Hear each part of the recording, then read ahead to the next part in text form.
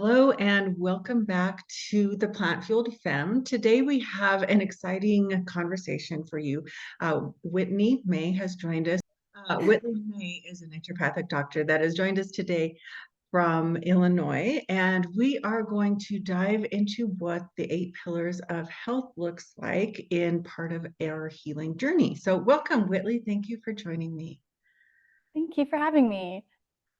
Absolutely, absolutely. So Whitley, as far as we look at health in kind of like a broad light, right? Like we have mental health, we have emotional health, there's physical health. But I think that, when we look at the whole, all of those things are really tied together. And I'm kind of thinking that's where your 8 pillars of health comes in. Is that correct? Yes, yes. So as a naturopath doctor, specifically a doctor of traditional naturopathy, I see a person as a whole person. So a lot of times we like to separate, just like in school, right? We like to separate our subjects: science, math, English, history, right? Those are all separate. But you have math and science, you have art and science, you have uh, art or math and art. So it's all actually connected. It should actually be connected. But we do, as human beings, we like to classify. We like to put things in order in boxes. And we're not. Human beings are not. We can't put ourselves in boxes. I call this like a kind of a kaleidoscope, because you can say, I see this person, and then you can twist us just a little bit, dive in just a little bit more, and you can see a whole new person, a whole new aspect of them. And so with holistic health, it is the whole person. We have the mind, body, spirit, but we have even more. We have energy, we have electric going through us, we have thoughts and frequencies, vibrations. And so we have to really see a person and dive into them as a whole, not separate. And so that's what I do with my clients. I look and we find root causes to their ailments and diseases and symptoms. The symptoms, we don't look at them as something to suppress or push down, but they're messages that we listen and we illuminate to find what it wants. What does the body want? And so through that, we found all throughout school, all throughout naturopathy school, you're just taught all of these basic, and there's about 8 of them. You could add more, but they fit in some 8 nice categories of ways to support your body. Okay, so we have 8 pillars of natural health, which are just the foundations of supporting our body to give it that foundation to help it work how it's supposed to work how it's designed to work, which is to be healthy and to be able to live a full life. And so those 8 pillars are nutrition, hydration, sleep, movement, stress management, uh, social connections, toxin or environmental factors, and sunlight. I think I said them all. I think we got it.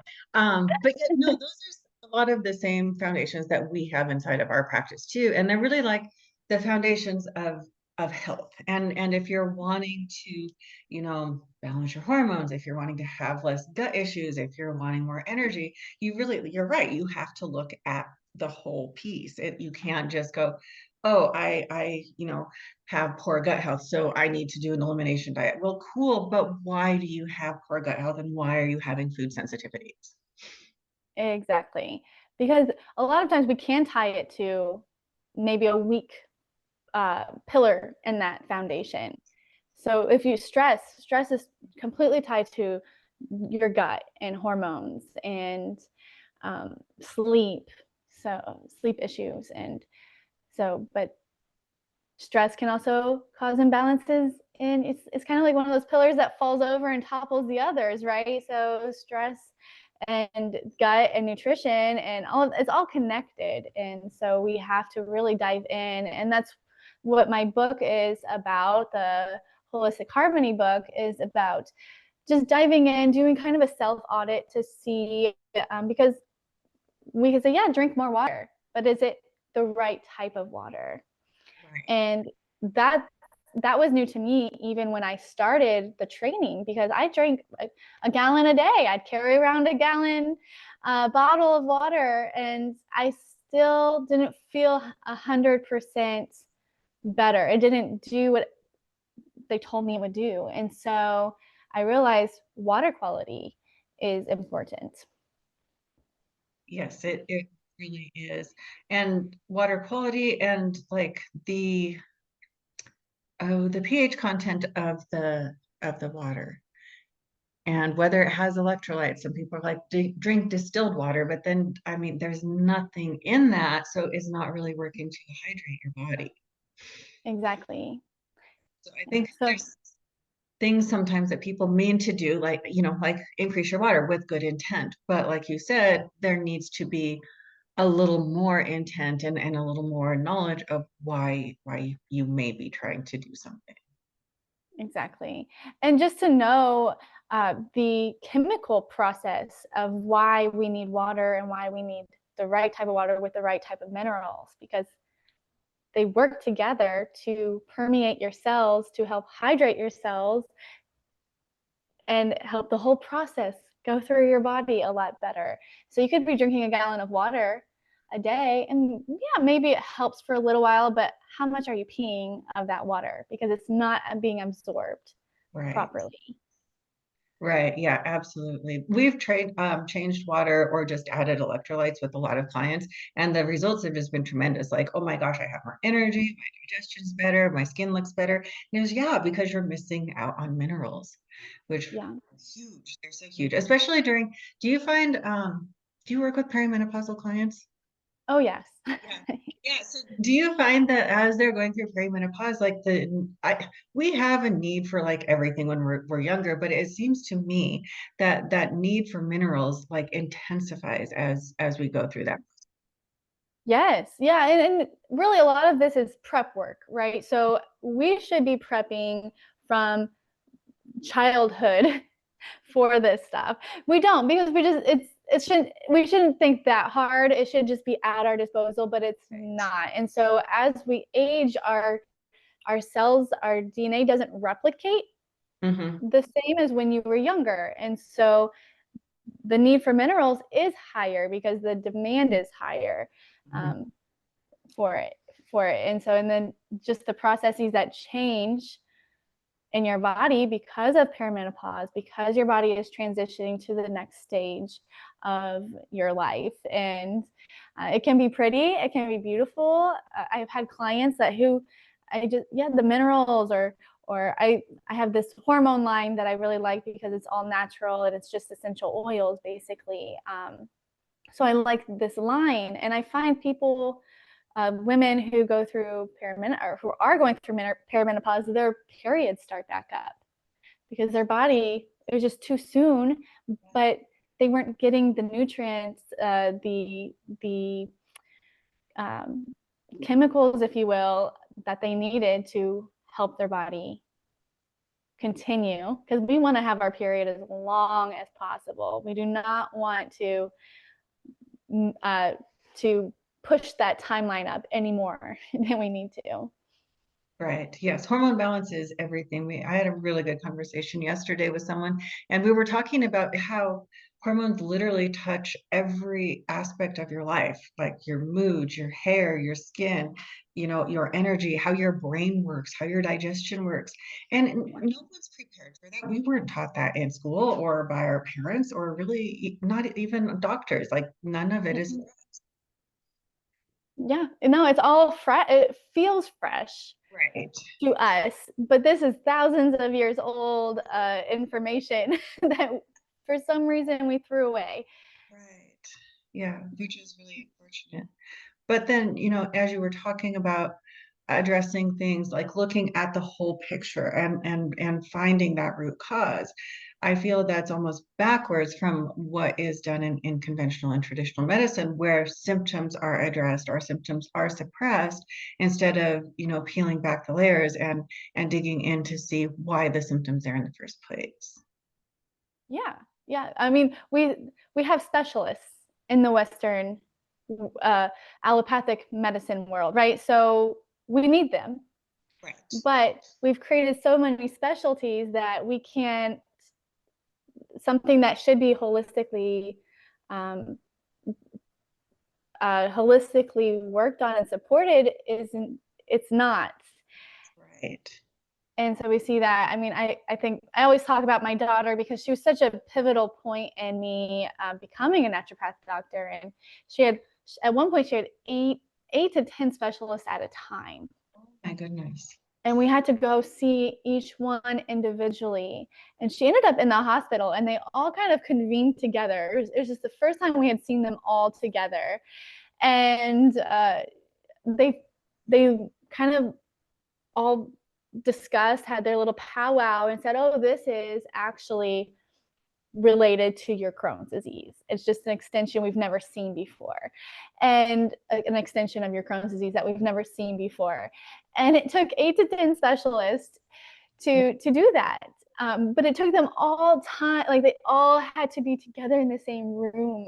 She had to be admitted to the hospital to discover that. And that really shook me as a mom, because I knew deep down this is actually, I knew it was all connected. Mhm. And so when we separate it, we really do a disservice to the human being that is being affected. Right. No, and even, there's so many lifestyle diseases anymore, but even that I feel like is segmented and, well, symptom suppressed. Like you get medication for high blood pressure, you get medication for high cholesterol instead of addressing root cause. They're called lifestyle disease for a reason. Mm-hmm. Yes. Yeah. So, and that's kind of along with the 8 pillars of natural health. Exactly. These are these are lifestyle Right. issues. These are things. So if you're not managing your stress, that's a lifestyle change. If Mhm. you have to practice breathing every day now, because you forgot, you're not breathing correctly. You're not practicing mindfulness. Now you have to change your life to do that, when we should be teaching this from a young age, that it's just natural. Every morning you practice breath work. Every morning you stretch your legs. And we should be moving. If we're not moving, you don't have to be an athlete, an Olympic athlete.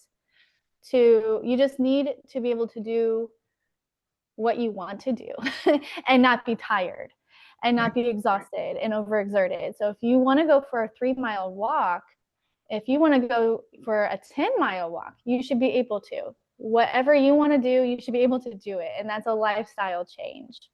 Mhm. Uh, sleep. Sleep is a lifestyle change. And so when those get off, everything starts getting out of balance. I just told the client today, it's like an orchestra. So we can tell when we have to first tune our instruments, right? Before we do an orchestra, before the orchestra can start, they have to tune. And you can hear the cacophony, you can hear it off. And then uh, as each musician is uh, tuning their instrument, it starts sounding better. It starts working together. You can actually start hearing the song that they're playing and understanding the rhythm of it. And so that's the same with our body. So once we get our body, those 8 pillars in motion, our body starts realizing what it's supposed to do and starts creating a beautiful song instead of the cacophony of the hormone imbalances or the chronic illnesses. So I'm very passionate about it, and sometimes it can be really hard to start, and that's where we were. So it's taken me 10 to 12 years of studying on my own to get to where I am. I did 2 years of direct study with a mentor, with internships, but a lot of that, those 10 years, I was discovering everything on my own, and that's overwhelming. And so that's also why I wrote that book, because puts everything you need to start before you even see me, because I don't want to tell you, and I told this to a client today, I'm like, I don't want to tell you, like, go download my book, it's free right now. I don't want you to come into my office. I do a scan on you and I say, okay, you need to drink. It's hydration. I can't do anything with you. Like, we can't get into your chronic illnesses right now until you're drinking the right amount of water, the right kind of water, and managing your stress. And so we can do that together, but I'd love it if you started and had the information right here at your fingertips without searching or paying thousands of dollars to figure it out. Right. And that's such a foundational habit. And I think, like you said, it is hard to start. So that's awesome that you know, written like this handbook for people to like just take a look at and go, oh, this is what I need to do to start feeling better, you know, and start addressing some of these things. But I think that they can get caught up in thinking that it's these things, they're lifestyle things. They're just things we do every day, and it's too easy. Maybe they need a more complicated approach. No, And I think that's a stumbling block for a lot of people. it is. Yeah. It is. And sometimes I do. I write plans out for my clients. So they get a 30-day plan that they are supposed to work on. We can work on it together if they choose. We can meet weekly if they choose, but they get this plan. And sometimes I write it out and I think, oh, that's really easy. That's maybe too easy. Maybe I need to be harder on, get really going. But I try to leave it just as it is, because those are just it shouldn't be overwhelming. It shouldn't be extremely hard. You should find improvement in the first week. You should find um, some kind of relief of your symptoms in that first week, because that your body wants to do it. It's just waiting for you to answer. It's giving you all these messages and it's just waiting for you to receive them and do something with it. And once you do something with those messages, Mm-hmm. it doesn't have to give you those messages anymore. So if you're getting chronic headaches and it's a hormone thing and you add your progesterone, and that first week, even in the first 3 days for progesterone, it's pretty quick. You add your natural progesterone supplement, and boom, those headaches are gone. They don't want to be there in the first place. Right. So, No, they're just trying to tell you something. mm-hmm. Yeah, and just trying to decipher what that is that can be tricky. That part is true. It is so true. Like for instance, I have a client and we were having a conversation yesterday, and it's taken a little bit of digging around and trying different things, but we finally determined she's most likely having, you know, a struggle with mast cell activation. And she says, why? And everything just points back to trauma. It's unresolved trauma that's caused the flare, compounded by, you know, some lack of sleep and some additional stress. And so the body it's trying to tell you something like, hey, this is too much stress. So how do we fix it? Well, we work first on more stress management. Mm-hmm. And it seems too easy. Yeah, it does seem too easy, or we're told that this is just normal, That's true. or Yes. to ignore. So when you talked about the trauma, we have Mhm. tons of books out there about the body keeps score. That's Yes. another modality that I offer, is somatic healing, because the body disconnects Mhm. when you experience trauma, when you experience chronic pain or illness or PTSD or CPTSD. Your body and brain say, this is too much. There's a lot going on here. I don't know what to do with it. I'm just going to ignore it and disconnect. And we're also taught that, like, I'm in the Midwest. We have sayings like, stop crying, or I'll give you a reason to cry. Maybe it was meant to be that way. It could be worse. Suck it up. I mean, all of these sayings that really encourage us to ignore or push on or not really resolve trauma. Mhm. And I'm a product of it. We're all, I mean, it's something that I had to really work on. And so I've been in the last 3 years really working with somatic healing to reconnect my mind and body and help my clients. But your body stores all of that. So even to the cellular level, even to muscular and bone, I mean, those emotions, those experiences are stored in your body and can create those are messages saying they don't want to be there. We don't want to store that, but it happens, and figuring out how to release and heal. And until you do, you're going to get it's a one track path to chronic illness, mast cell activation, histamine. Histamine is very emotional based. So there's so much to it, and it can feel overwhelming, and that's why we're here to help, to calm the body, to help it heal, to help you find the direction and the path to the healing. Right. Yes, because it without help, without guidance, like you even experienced yourself, it can be kind of overwhelming. And then I think, when you're overwhelmed, then you feel discouraged. And when you feel discouraged, it's really hard to do anything besides feel overwhelmed and discouraged. Somatic healing. So that's something I haven't dove into very much. Do you want to go into that a little bit more for our audience?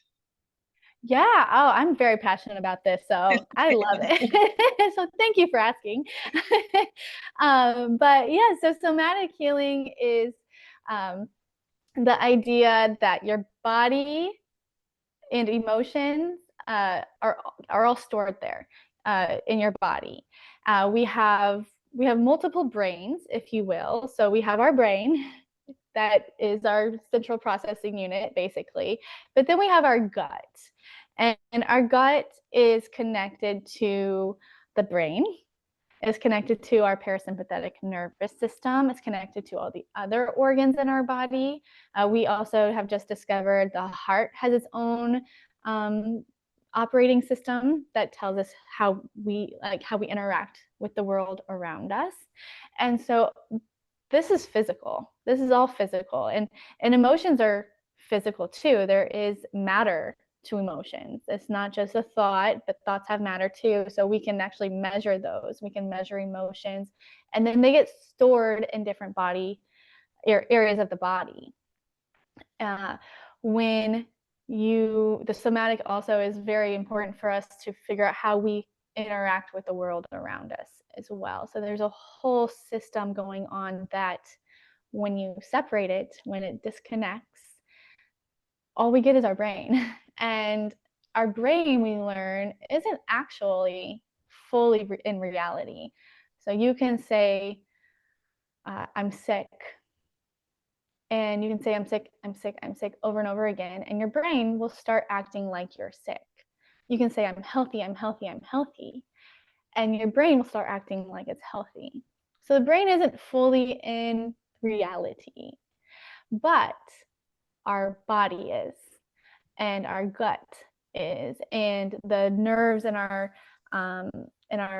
skin, and our the parasympathetic nervous system, the autonomic nervous system, they're all in reality and telling us if we're safe or not. And so we have to reconnect to help our body function fully. With somatic healing, there are different skills that build on each other to help do that. It is much more gentle than talk therapy. So talk therapy is great when you experience or you're trying to process through an experience, but talking about it over and over and over again creates a rut.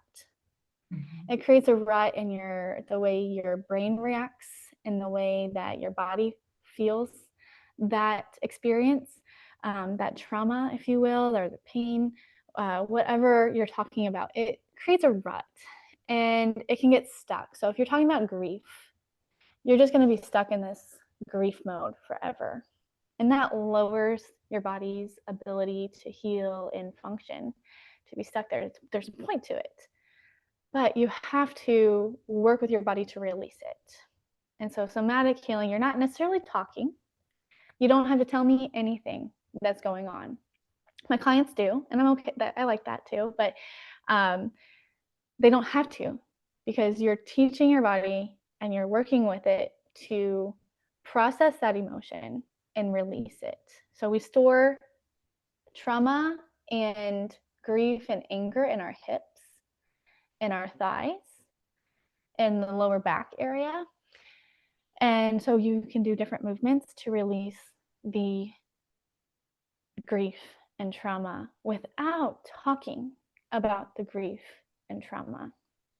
So it's very, very beneficial for people who have had sexual traumas, for people who have PTSD, that they just, the body just shuts down. Your brain just shuts down when you talk about it. You don't have to talk about it. You can release it. And then your body functions. And when the trigger comes again, it's not such a strong trigger. Mm-hmm. When stimuli happens, when another stress happens, it even helps you process that stress better. It's really awesome. I love it. When I did it, I couldn't tell you, when I first started, I couldn't tell you if I was hungry or thirsty. And the first time I went to a group class, and right as soon as I left that class, I was with a friend, and she goes, are you hungry, or you want anything? And I said, yeah, I'm hungry and I want Mediterranean food. And we were both like, whoa, you never are able to tell us like when you're hungry or what exactly you want. And so just one session changed my life. Wow, that is crazy. That's really positive though. Mm-hmm. Yeah, it's a nice alternative to reliving. You don't have to I just love it because you don't have to relive why your body isn't happy. You don't have to relive that over and over again. So I really appreciate that part. Right. Yeah. Talk therapy can help, but I have noticed, like you said, it can get into a rut. And if there is, another way to address past trauma, this sounds like it could be a potential really good avenue for some people. So you went to a group class, so it was just like offered by a local like health place or a fitness place, or where could someone find a class like that? Yeah, so I teach it now. I'm actually, I think, the only one in the area that does somatic healing, because it's just not very common. It's really only about a 25 to 30 year modality that people have put into place. And so I had to travel 2 hours to find a somatic place. And it's now it is a branch of yoga. Okay. I was kind of wondering because it sounds like there's a different types of yoga for different reasons, and it sounded like it's kind of along that path, but then yet still different. Yeah, it's not very much movement. You're not really doing yoga moves necessarily. There are some yoga moves that help release, but like happy baby. Happy baby is a really great one, or child's pose. Just sitting in child's pose for like 3 to 5 minutes. Okay. It's very powerful. It helps with the fascia and your hips and releasing, helping your body feel safe to release those emotions. But it's not a lot of movement. So like I said, 3 to 5 minutes, you're sitting in a child's pose. And then the rest of the time, it is very intrinsic. So you're really just laying down sometimes, or doing little tiny movements, if any at all. Interesting. Okay. Well, that sounds super gentle. So it would be good for someone then who has a lot of physical pain. Oh, yes. Yeah. Okay. I have found my clients that come in with pain leave, maybe they're at an 8 to 10 scale. They leave at a 2 or 3 scale. Oh, On the wow. scale. That is amazing. Okay. Mm-hmm. Somatic healing. Okay, so is it a class that when you are teaching it, is it a class that you teach online, or do you do like just a personal session? So I work with my clients. I have the ability to do on group classes online, I don't do them as often. I like to do those group classes more in person. But I do work one-on-one. I love working one-on-one with my clients, and I offer so since I'm a naturopath doctor, I have these fees, right, for creating plans, but I offer a really reduced fee for one-on-one sessions, just because I know they're just so powerful. Mhm. So when I work with a client one-on-one, I can really help them where they're at, because some of those skills are very foreign to my Nice. clients. When you experience trauma of any sort, you don't you don't do breath work really very well. You don't Mhm. Meditation is almost impossible when you're disconnected from your body and mind. Right. And so they just I know I've noticed the one-on-one seems to have the most improvement. Okay. Yeah, that kind of makes sense for sure. Yeah, because it's hard. It's hard to do breath work. It's hard to let go of stress. It's hard to, do anything positive for stress because I think your body just gets stuck in such a survival mode. And then that stress trickles down and affects, well, pretty much everything else in your life. Mm-hmm. Yeah. So hence why it's on your 8 pillars of health.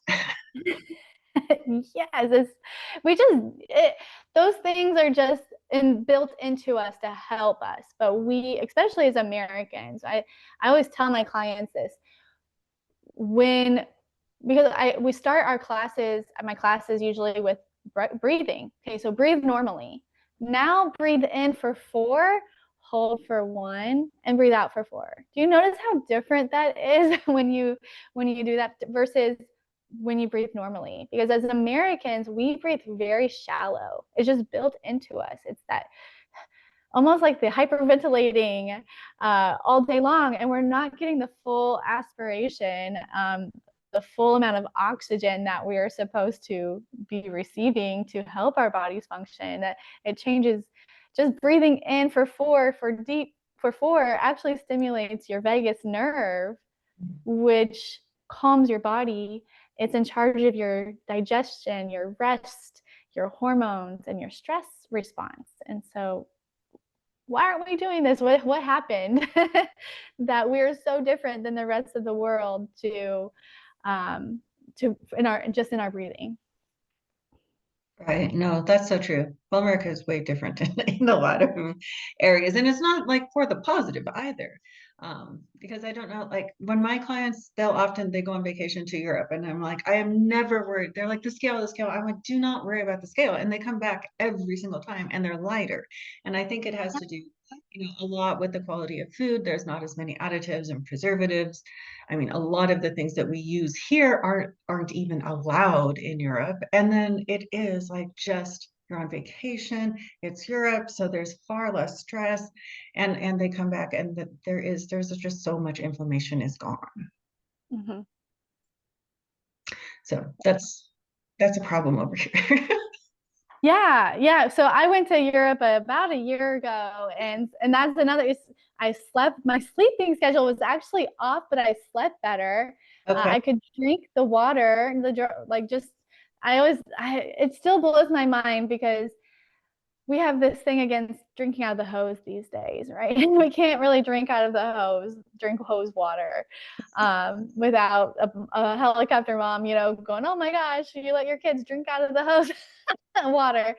And there are all these old ancient fountains there, and you could just turn on the fountain and drink from the water. And I was so skeptical. How can you drink? How are you sure you can really drink from that? I thought they were joking with me, and they said no, you can drink. And I had the best water ever. It was the best water ever. Yeah. Yeah. No, it's crazy. I think that our country is unfortunately, not set up to prioritize our health. And therefore, you're right. It is harder for us to slow down and to realize and to even, I guess, learn that, oh, maybe some of these things in our food and in our water and just in our environment are potentially causing my body harm. Yeah, yeah, and just being aware of Yeah. it is important. I think awareness is the first piece because you don't know if you don't know. No.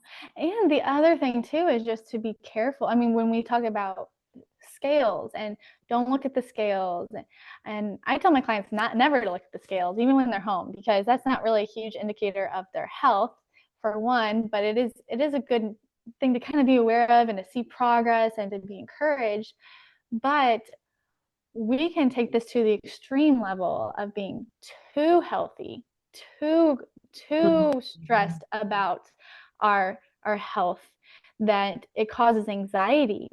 The DSM just released another a diagnosis next to bulimia and anorexia, and I can't remember what it's called at this point right now, but it is someone who is so obsessed with being healthy and eating healthy and exercising, and it causes nervousness, and it can actually backfire on you. So Yeah. we have to be really aware of that component, that everything in moderation, everything needs to be balanced. So if you're not eating food with your friends, because those are two components, right? We need nutrition and we need social connection. So if you're so strict on your diet that you're missing out on being with your friends, that's going to cause stress. Another level of stress. You're missing out on your social connections, which can be just as important as eating healthy, as caring for your about your nutrition and diet. Right. Yeah, the social piece is huge as well. I think, when we had the lockdowns, I don't think anyone realized like how important socialization was until like you couldn't do it anymore, right? Mm-hmm. Yeah, it created an environment for sickness too, just to make it even elevated. Right. Yeah, that certainly it was an experience. I'm glad it's behind us now. And I think, it has brought some insight, into overall health that maybe, it would have taken longer to find. But I am glad it's over. Yes, it's past us. We can move forward. Yeah, we can get all the 8 pillars of natural health. Right. That's very true. Yeah. Well, thank you for a conversation today, Whitley. Was there anything else that you wanted to add in for our listeners or that we didn't get a chance to talk about that you wanted to cover today? Yeah, I always like to encourage anyone who's on maybe the beginning of their journey, maybe they are at their wits' end um, with just trying to find alternatives, or even just they're still sick and overwhelmed. I always like to encourage you to know, because I don't think it's said enough, that there's answers, there's support. You can live a life worth celebrating. We're here. I'm here to offer that for you. I'm here to come alongside you. I love encouraging my clients and helping them find their root cause so that they're not overwhelmed. They're not at their wits' end. Funny, my name's Whitley, so I am your wits' end. You can come to me when you are at your wits' end, but it doesn't have to be that way. Life should be worth celebrating. It can be worth celebrating. You're not at the end. It doesn't have to be that way. So I just love encouraging, and I hope that encourages whoever's listening to just continue. Yes, I love that. I think that's so inspiring and so helpful because it can feel isolating and you can feel alone and you can feel like there's no point. But everything truly does, you are right, have a root cause. So don't give up. Maybe reach out for help. That could be super helpful. But yeah, you're definitely not alone, and there is a reason. All right. Well, thank you so much today, Whitley. Oh, your book. It's holistic healing.